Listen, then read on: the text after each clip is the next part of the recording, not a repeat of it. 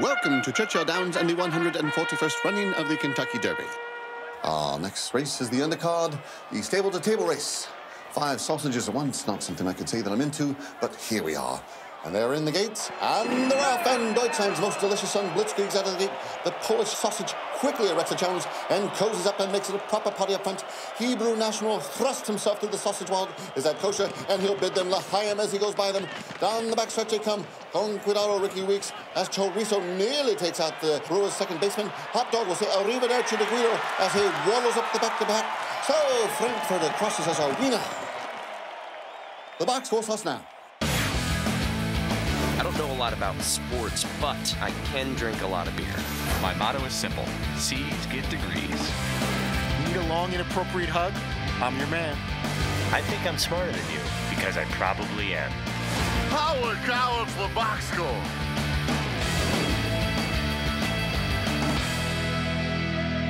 Hello and welcome to the Box Score. I'm Brock in Los Angeles, joined by the Danettes in Milford, Connecticut. To be McLovin today. Nobody is happier than my friend. The NFL draft is tonight. Now, have you already started on next year's mock draft? I have. I actually have been in large Twitter conversations about the quarterback class of Connor Cook, Christian Hackenberg, perhaps Cardale Jones. Yeah, if you want to break down the defensive tackles, I'm ready, Brock. Okay, maybe a little later. Now, Paulie, the draft is in Chicago. How did you not sneak off to attend this? Because I had to work. That's a sobering response there, indeed. Well, the former journeyman Ross Tucker filled in for the boss today and talked about his former draft day experience. I knew I was not going to get drafted. My agent told me 50-50 shot that I would even get signed by a team. So I stayed there for an hour. I got no call. I was so upset. I went out to they call them eating clubs at Princeton. I went out to the eating club. I tried to eat with my buddies. I mean, I couldn't eat. I go back to my dorm room. As I'm going up the steps, I hear the phone ringing. I start sprinting. I pick it up, and Joe Linta's like, "Ross." I said, "Yeah." He's like, "Where have you been?" I'm like, "Well, you said the longer it waited after the draft, the worse size." I waited for an hour. He's like, "Well, you're in." I'm like, "What?" He's like, "Yeah, you're a Redskin." As soon as he told me that, went right back down the steps, sprinted back out to the eating club where all my buddies were, and I walked out. I was like, "Redskin!" I love that. That was one of my favorite moments of the entire show, him sharing that story. Yeah, the picture he painted, if anyone listening or watching, and I know I can speak for the rest of us, you really felt like, imagine if you were Ross Tucker at that moment and you're running back to the commissary or wherever your school has the, has the food to be able to tell them that you just got picked by the Redskins, and you're waiting by a phone all day for hours, and you're kind of giving up. I don't want you to speak for me. Can't speak for you. I'll speak for Paul. You said I know I can speak for the rest of us. You don't know that because you can't. I guess not. But I would think that the rest of the guys would agree with me that would be a pretty awesome moment to get that call and then run back and tell your friends and blurt out the name of an NFL team that just selected you to and your dream to go pro just came true. I'll tell you, none of us have ever had that, obviously, with the NFL team. The closest I've ever had is when I got the job at ESPN. It was a phone call. And I've gotten other jobs before. We've all gotten other jobs before. But I didn't think I was getting it. I really had doubts. It was like a 5-day period. It was like, oh, I don't think it's going to happen. And I was on a train to see a girl out in Long Island, and the phone rang, and it was 860, which is ESPN. And when I got that phone call, that's the closest in my life I'll ever come to what Ross Tucker got. And that's not even close, I don't think. But for me, it was. And I remember I got on the train. I was on the train. I got the call. And I was on a bar car, and I put like $50 down, and I started passing out. Like, there's a bunch of kids next to me. I just started drinking beers. I got sloshed and had a great time. Sounds like a great time. Now, Paula, you and Tucker went toe-to-toe on today's most important issue, the pronunciation of former pro Rick Meyerer's name. Please break it down for us. Yeah, I mean, I'm not sure exactly how it started. We were talking about 1s and 2s in the draft, and I think I said Meyrer, and he said, "No, it's not Meyrer, it's Meyer." And I was like, "What are you talking about?" I mean, I know Notre Dame football. He played for my Bears team. He was actually my first professional interview of an athlete. And when he first said it, I was like, that's the most insane thing.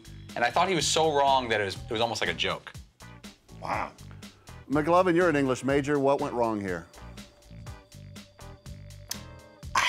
I don't think the word Meyer sort of. I don't think any name. I don't think that's a name. You're of pronouncing anybody. it way, way different than I do, by the way.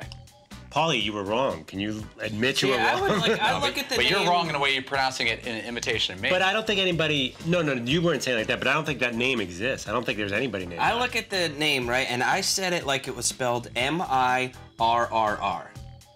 Rick Meyer. Meyer. But. And it's really Rick Meyer. Well, you know why I didn't. Rick Meyer. I thought it was Rick Meyer, exactly as you said. I thought it, but when I looked at the name printed, I'm like, you know what? That's not a very normal name. So there's a chance that Ross is right here. It's an awkward So I name. backed off. I would think there'd be a silent R. It is an awkward name to pronounce, and I'll bet. bet what happened is after years of his family having that name, they just said Meyer. But all that being said, Paulie, it does strike me as like, you do not let go. You're like a pit bull. You actually told Rick Meyer he had his name wrong. You actually literally told him. I'll tell you, what's his name? Peter King didn't help the case because he goes Flacco. Flacco. So you thought you were still alive? Yes, I thought I was still alive. Everyone in California was like, yeah, Flacco. Yeah. As a producer, I love the fact that Fritzy got a hold of Rick Meyer, but as a person who enjoys being right as much as I can, I was like, damn, Rick Meyer is going to really spoil this for me. Oh, man, no Flacco. Yeah, Toddy Joe did go to the source, and we got it right from the horse's mouth, Rick Meyer, to tell us how to pronounce his name. So can you pronounce your own last name for us? Meyer. So Paulie has a problem with the R in the middle not being pronounced. Rick's Go ahead, wrong. Paulie. Rick's wrong. It's Meyer. I don't know how you're brought up, buddy. It's screwed up, I know, but it's the fact is it's Meyer. It's screwed up, I know.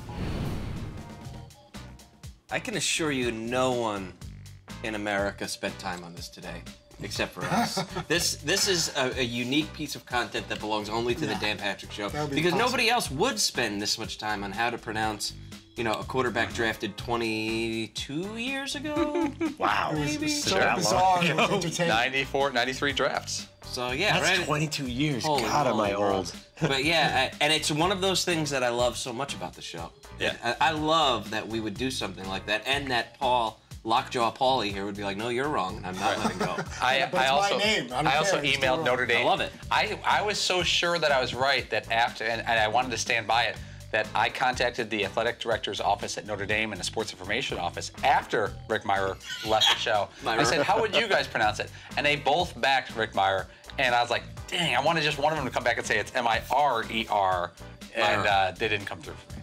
Meyer. Damn it. All right, well, I'm with you, Paulie. I'm a Meyer admirer.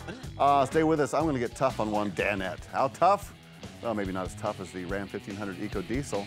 That's right. Every truck can tow a boat. Every truck can climb a hill. Every truck can haul a trailer. Every truck, not every truck is the most fuel-efficient one out there on the road. Get more facts at ramtrucks.com. Guts, glory, Ram.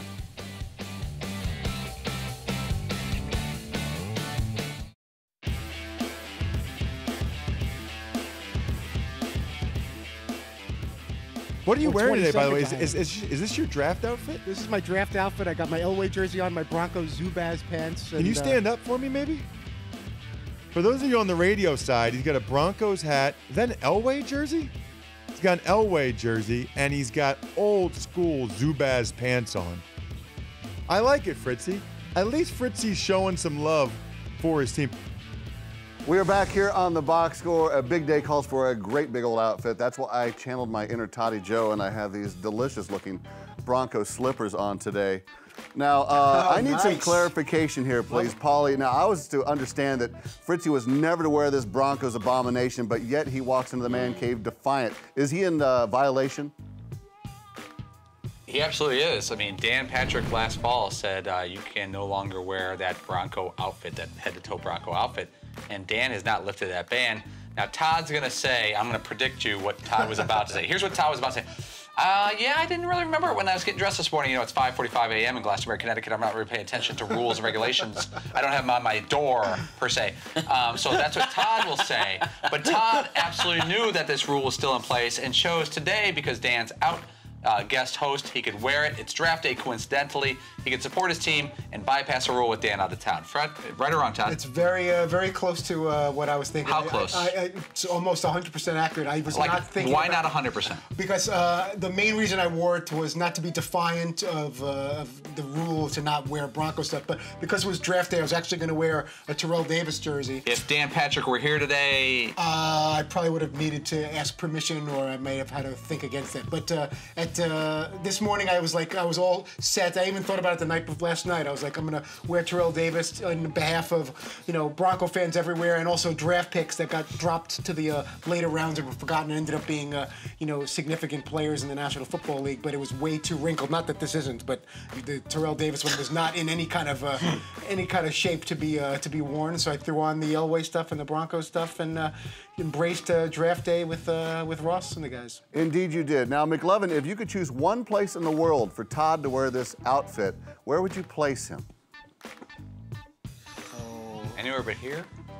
You're gonna Kansas City? I know exactly where. I would plop it right in the middle of the black hole. I knew that was at the Raiders? Yes, at the Raiders game. That would be very bad. I hear that's like legitimately dangerous. Have you been? I'm afraid of the people, the fans in the black hole, just watching it from 3,000 miles away on TV. When they zoom in on those guys with like the Skeletor masks, and they got like these prongs or whatever you call those metal spikes sticking out of their shoulders and everything like that. There's some very questionable characters. I'm sure there's some strange characters in Denver and all over the place, but the black hole wearing this, I'd be asking to get beat up. Obviously you shouldn't be beat up or killed because if you're wearing an opposition jersey in an opposing stadium, or your home jersey, I should say. But like, you should know better. Like if I was going to a Cardinal Cub game, as a Cub fan, I don't think I would wear a Cubs jersey in their stadium. The Cardinals are pretty nice people. Yeah, you're right? asking to. You're asking for a possible situation. Right.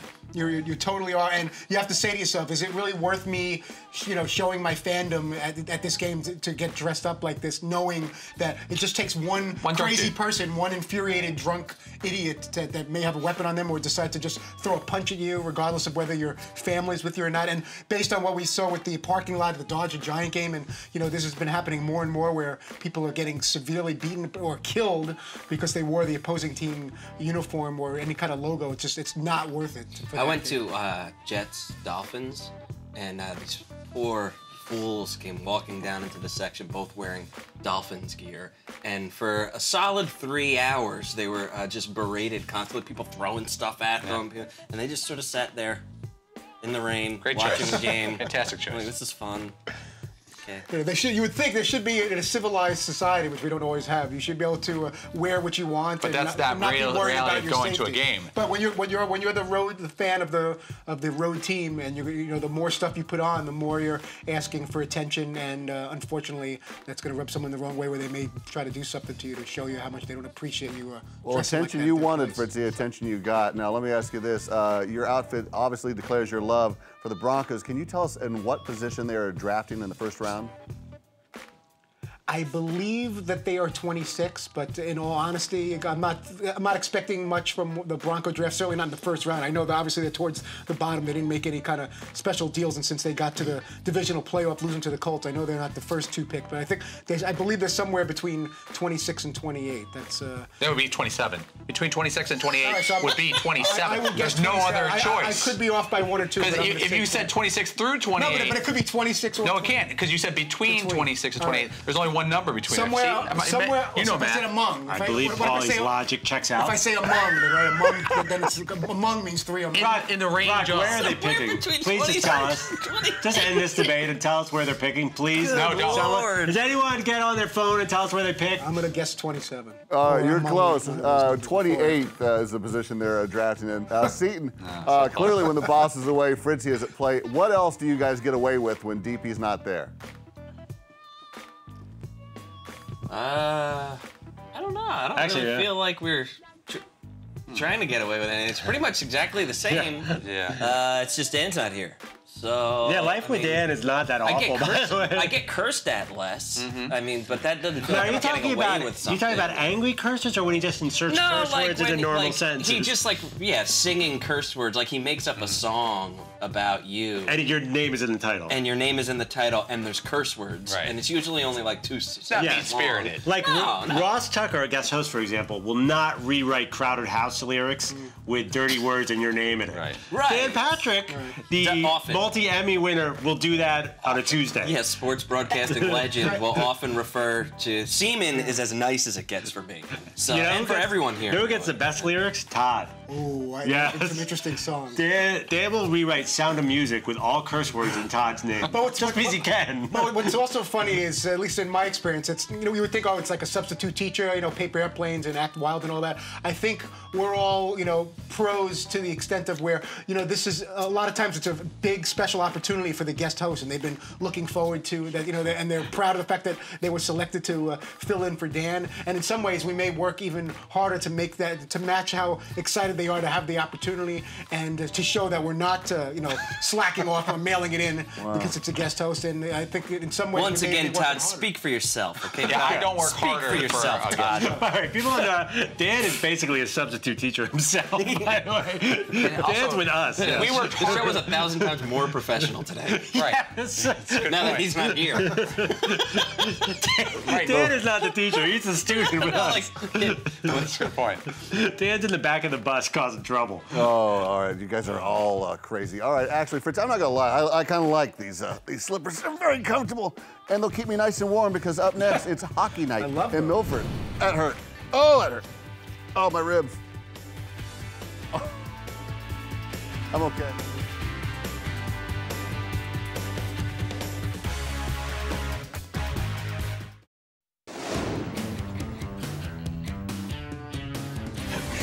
We are back here on the box score. Guys, it is the second round of the NHL playoffs. Now, we have established, your Swedish hockey players from IKEA Furniture and hockey players, Russians from Vodka, but we are a little suspicious on your playoff knowledge. That's why we're going to play the greatest hockey game of all time.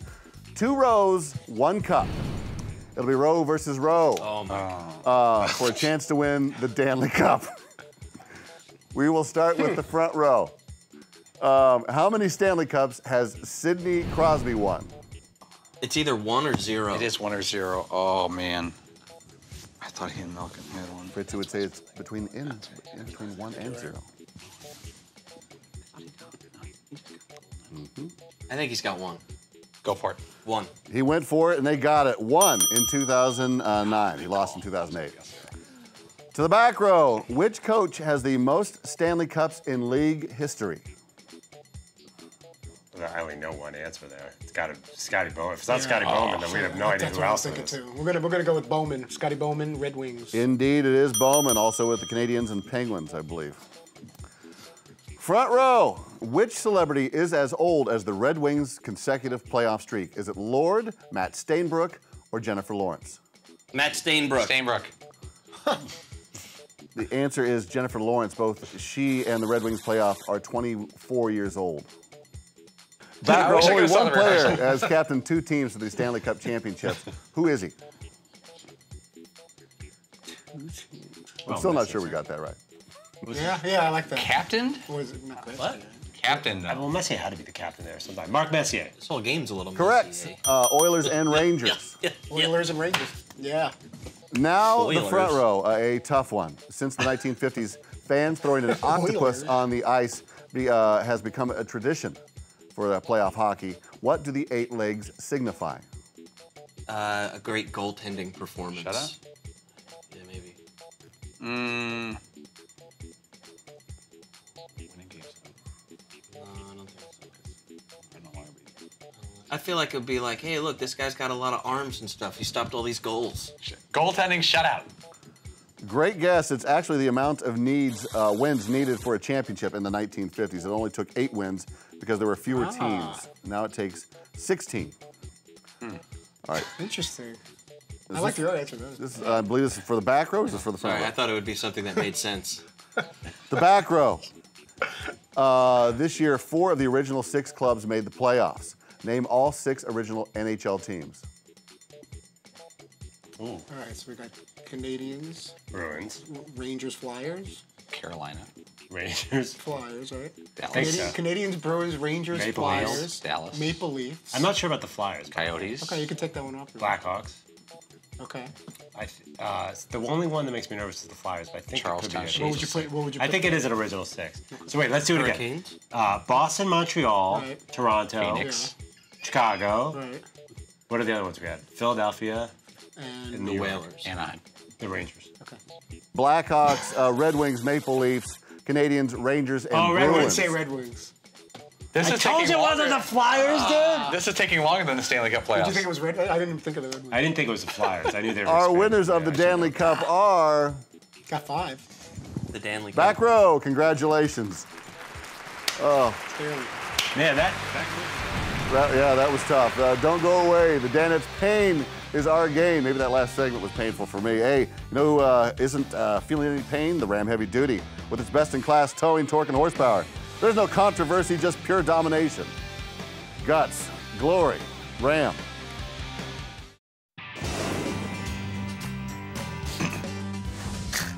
Welcome back to the box score, closing up shop here. Last night, Kevin Love went under the knife to repair that dislocated left shoulder, ruling him out for the playoffs from here on out. Now, Seton, what's the worst injury you've ever incurred?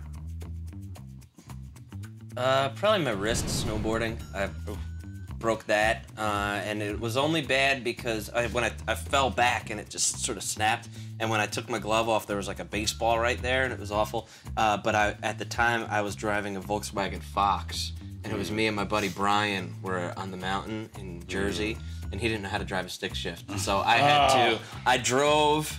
I wanted, for some reason, I'm like, no, I have to go to the hospital back home to do this. I didn't want to be up there. I wanted to go down there. So I would like drive and be like, do the stick and be like, all right, shift. And he would try to do it with his hand.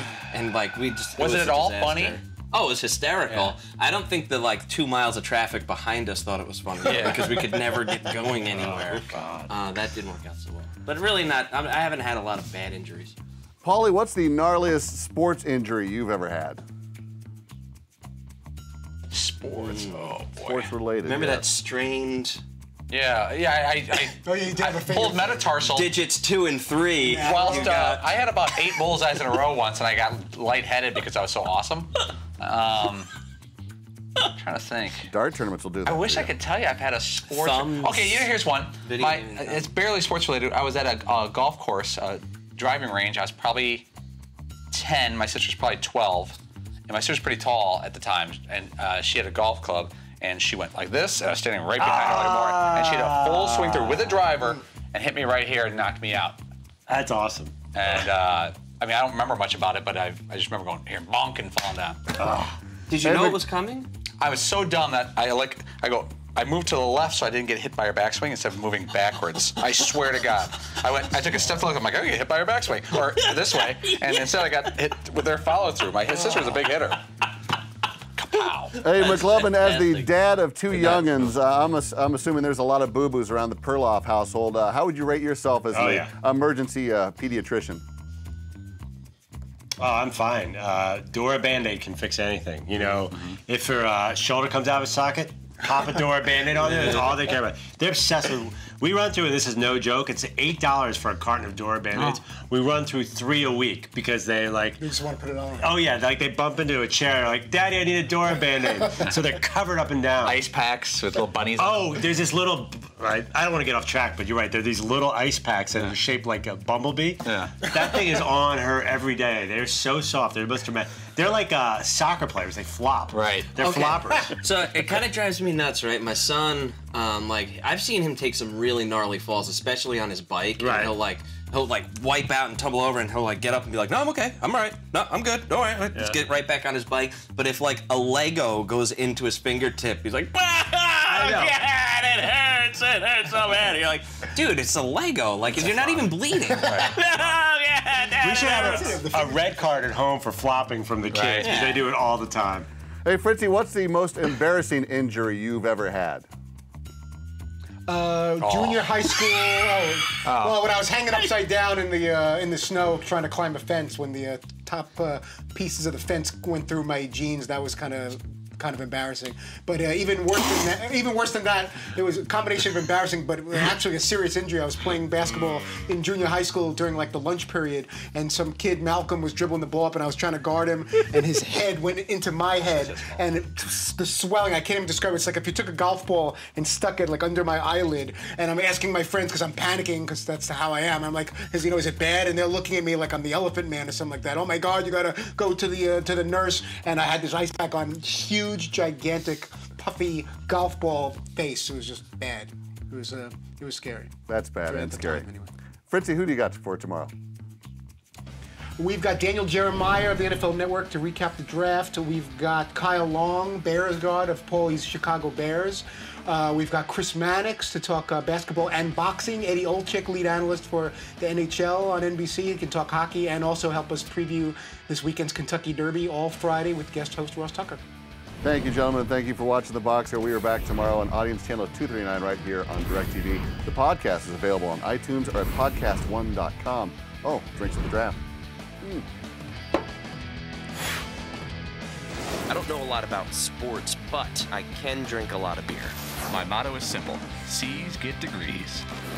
Need a long, inappropriate hug? I'm your man. I think I'm smarter than you because I probably am. Hey, thanks for watching The Box Score. Holy cow!